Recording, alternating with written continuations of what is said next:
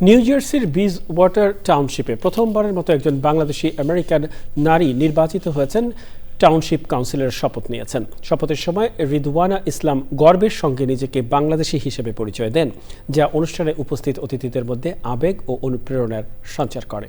পান্না আক্তার জানাচ্ছেন বিস্তারিত। Thank you so much for gathering here tonight. This township feels like a quiet treasure for me.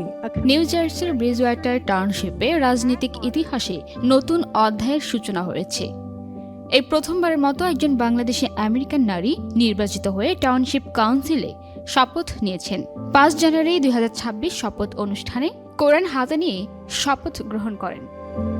শপথের সময় রিদওয়ানা ইসলাম গর্বের সঙ্গে নিজেকে বাংলাদেশি হিসেবে পরিচয় দেন, যা অনুষ্ঠানে উপস্থিতদের মধ্যে আবেগ ও অনুপ্রেরণার সঞ্চার করে। শপথ অনুষ্ঠানে রিদওয়ানার স্বামী, সন্তান ও পরিবারের সদস্যরা উপস্থিত ছিলেন। ঐতিহাসিক এই মুহূর্তকে সাক্ষী হতে কানাডা ও অস্ট্রেলিয়া থেকেও স্বজনরা অংশ নেন।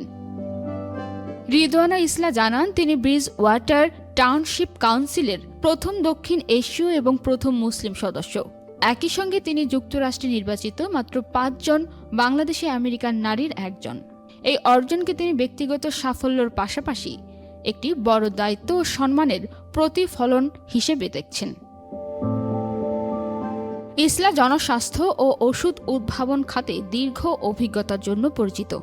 এছাড়া ওয়াশিংটন ডিসিতে ডেমোক্রেটিস ও রিপাবলিকান উভয় দলের কনগ্রেশনাল প্রতিনিধিদের সঙ্গে কাজ করার অভিজ্ঞতা রয়েছে।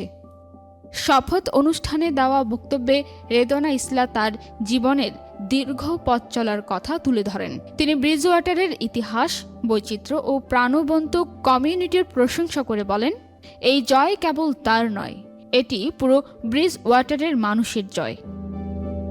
নতুন এই দায়িত্বকে ইসলাম দেখছেন একটি আহ্বান হিসেবে, যেখানে নানা সংস্কৃতি, বিশ্বাস ও মানুষের বন্ধনে গড়ে উঠবে একটি শক্তিশালী, ঐক্যবদ্ধ ও মানবিক ব্রিজওয়াটার। পান্না আক্তার, চ্যানেল আই।